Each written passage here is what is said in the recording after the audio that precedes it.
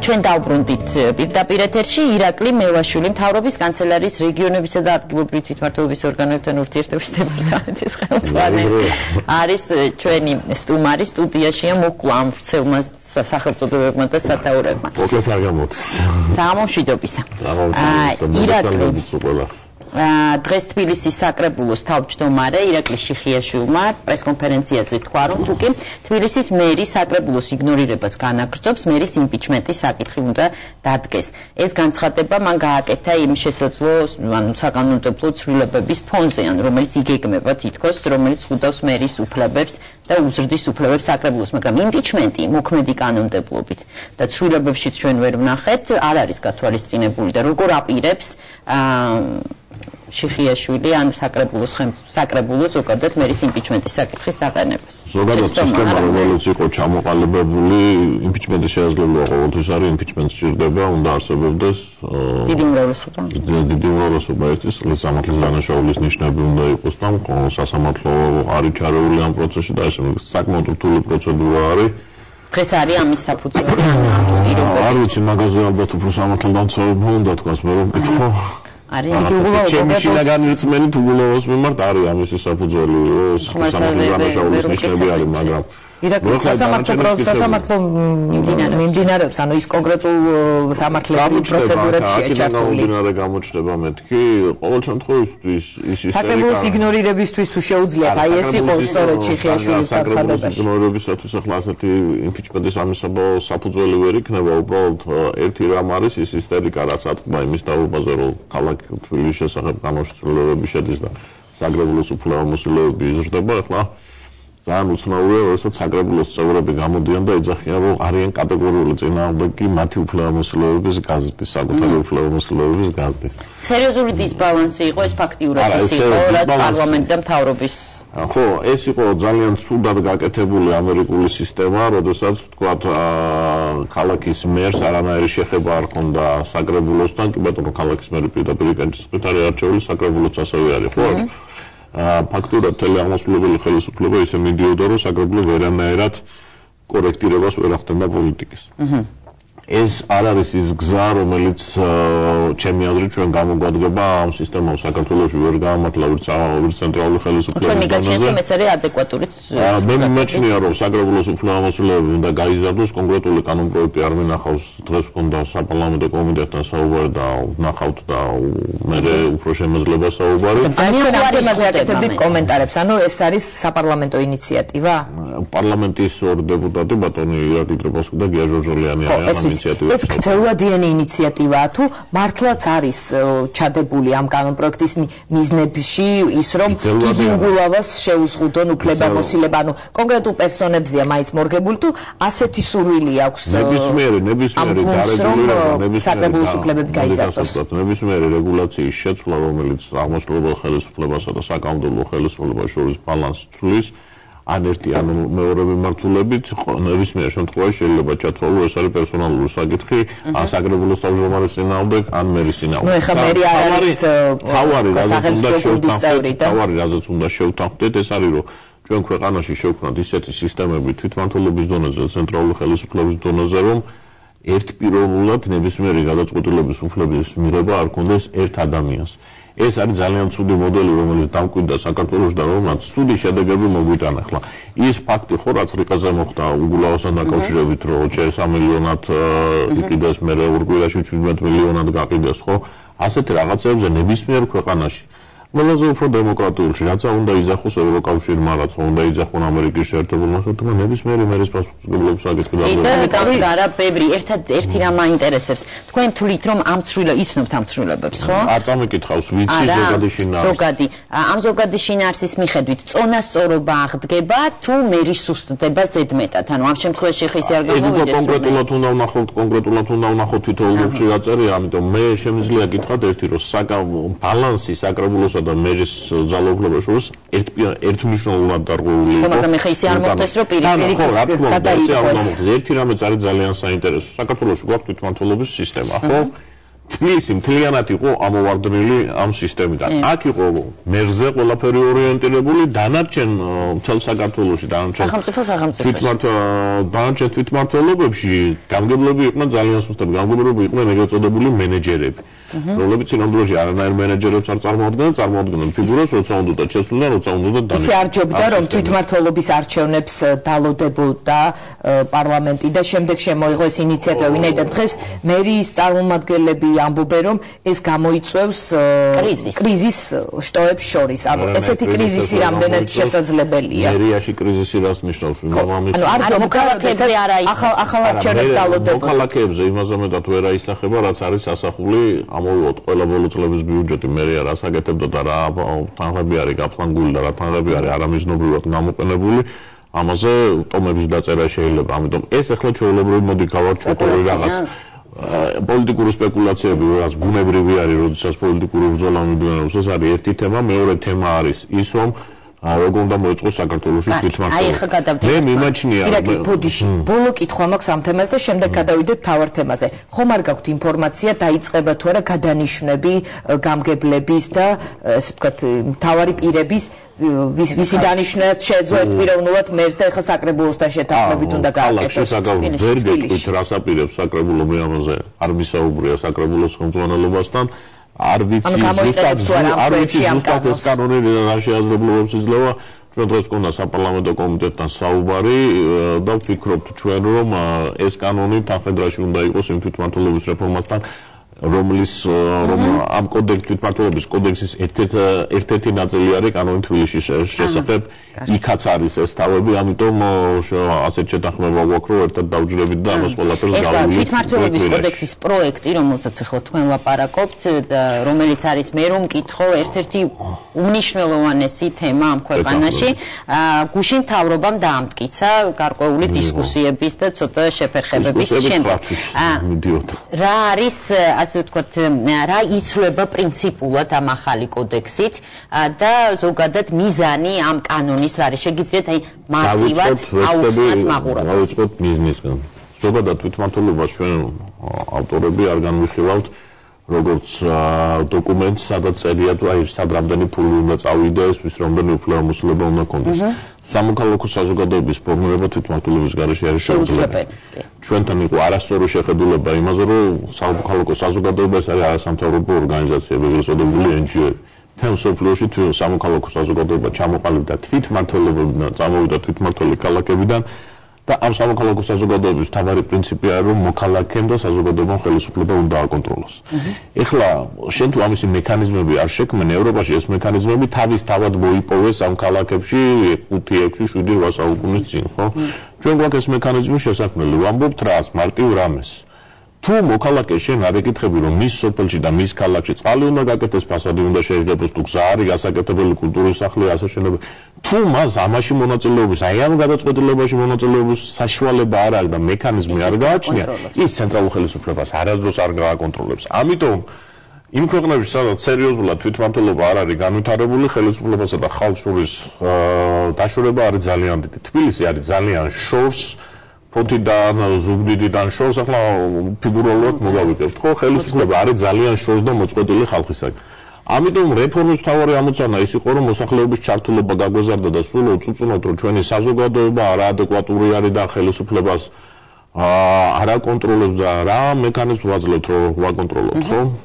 ამიტომ პირველი ამოცანა იყო, რომ ჩვენ შეგვექმნა ეს პრინციპი, რომ ჩართულობა მოხდარიყო. ჩართულობა რომ მოხდეს, ხო?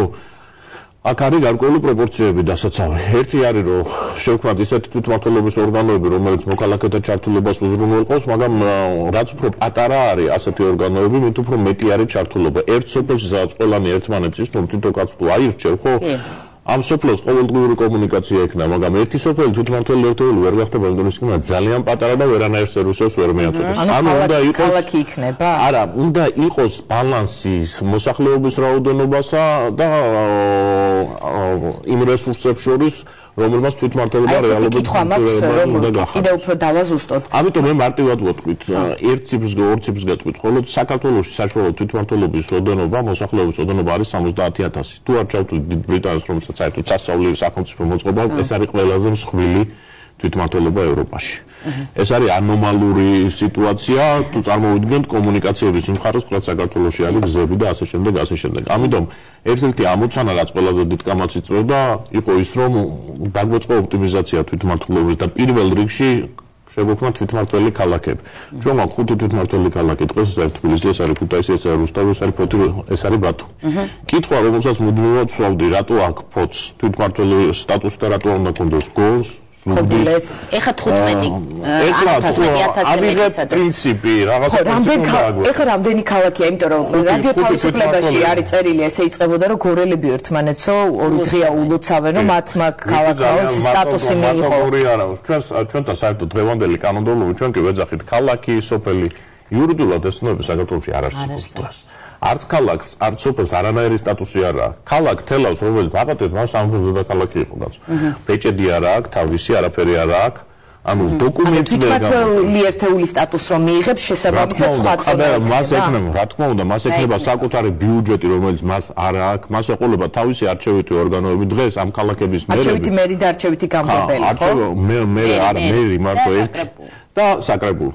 ანუ ყველა ის ატრიბუტი, რაც თვითმმართველთან და ექნება ფული, მარტივენაზე რო ვთქვა და ექნება უფლებამოსილოები, რომ მან თვითონ გადაწყვიტოს ეს პრობლემები და არა თბილისში. ეხლა, როდესაც რეფორმაზე ვსაუბრობ, თქვენ უნდა იცოდეთ, რა სისტემაში მოხვდით.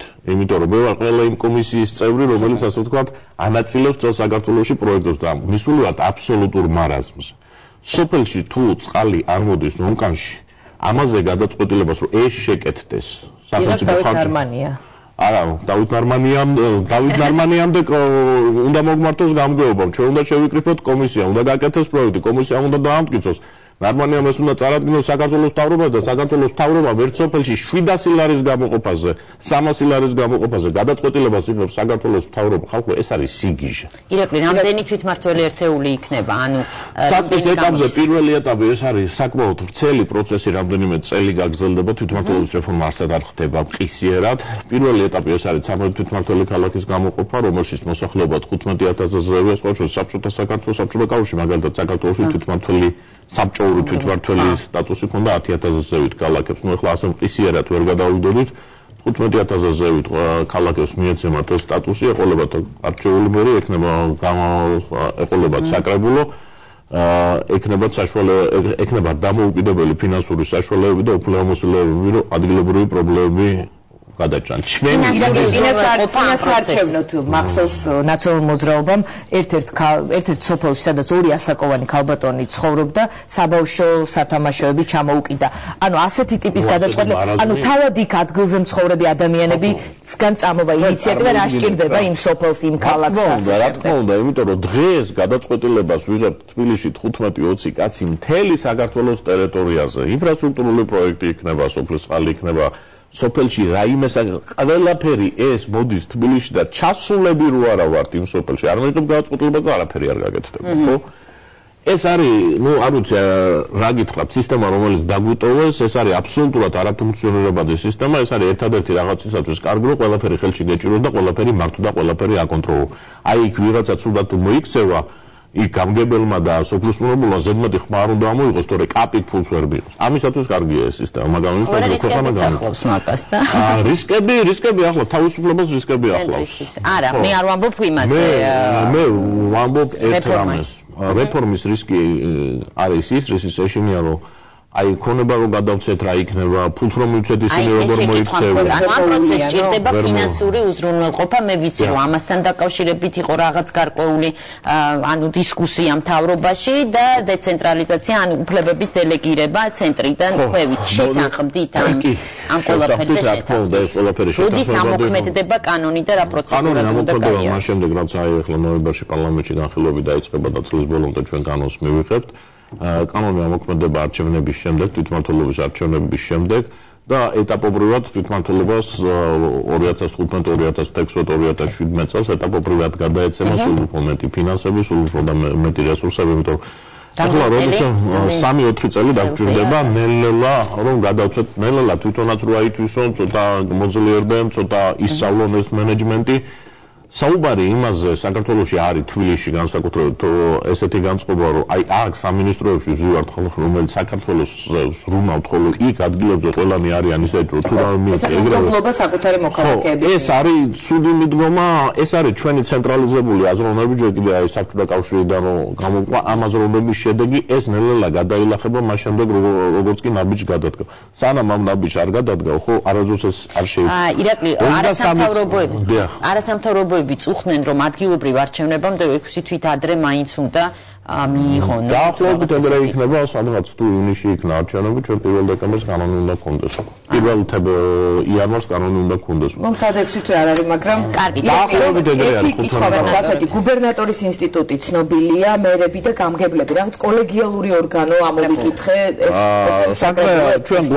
ჩვენ გვაქვს ესეთი ვითარება დღეს რომ ყავდა პირველი დონის თვითმმართველობა რაიონები რომელიც არასდროს არ ყოფილა საქართველოში თვითმმართველობა სხვადასხვა და პირდაპირ საბჭოთა კავშირიდან თავისუფლებული სისტემა იყო თავის დროზე ისევ მხოლოდ იმისთვის რომ იოლად გემართა და დაგეჭირა სიტუაცია ხელზე და მეორე დონეზე გქონდა უყავს გუბერნატორები რომელსაც ცენტრალური ხელისუფლება ნიშნავდა რომლის მიმართ ადგილობრივს არანაირი კონტროლის მექანიზმი არ გააჩნია ჩვენ წავედით ძალიან მარტივი გზით ქართულ საზოგადოებაში ახლა შემოტანა იმ იდეის რომ გუბერნატორები პირდაპირ აირჩიოთ და იქ წარმომადგენლობითი ორგანოები ძალიან ხისტი იქნებოდა ეს რეფორმა ჩვენი მთავარი ამოცანა ძირითადი უფლებამოსილოები იქნება ცენტრალურ ხელისუფლებასა და ქვედა დონეზე პირველ დონეზე ამიტომ პირველი დონის თვითმმართველობის მოწყობა ქალაქებისთვის, სოფლებისთვის, თემებისთვის თვითმმართველობის მიცემა ეს იყო ამოცანა მეორე მხრივ გუბერნატორის დონეზე აღარ უნდა ყოფილიყო სიტუაცია, როდესაც გუბერნატორს ადგილობრივი მოსახლეობა საერთოდ ვერანაირად ვერ აკონტროლებს და საერთოდ ნული აქვს პასუხისმგებლობა გუბერნატორის ადგილობრივი მოსახლეობის წინაშე. კომუნიკატორი უნდა იყოს.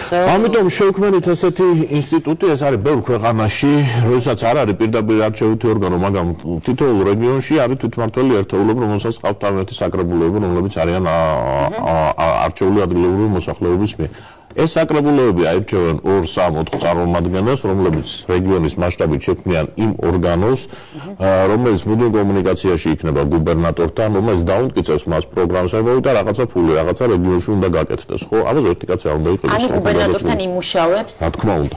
გუბერნატორი ვალდებული და თქვენი რეკომენდაცია რა იქნება მთავრობისადმი, არ გვაქვს ბევრი დრო, რომ ადგილზე იქნენ შერჩეული ეს კადრები თავისი გუბერნატორიანად თუ რახან მთავრობის წარმომადგენელი პოლიტიკური ელიტიდან იქნა შერჩეული და გაიგზავნოს. იქ სადაც არჩევითი არის, იქ უნდა გუბერნატორი ხომ არ არის არჩევითი?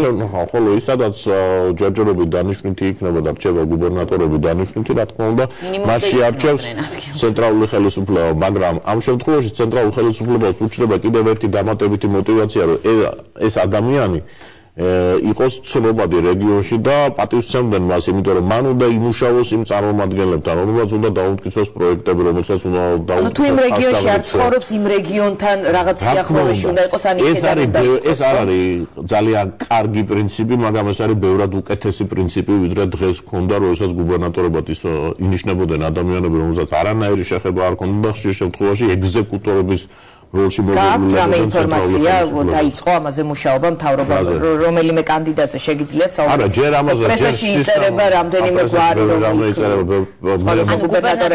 მე ახლა მეტნაკლებად შემხებულობა გამსაკითხებზე და ისეთი რაღაცები იწერება პრესაში.